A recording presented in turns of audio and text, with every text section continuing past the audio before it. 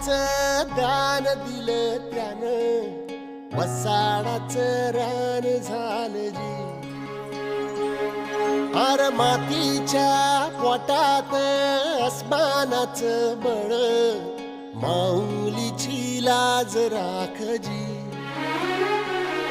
या विनमिन त्या दिव्याला तू साकड घाल, या तळ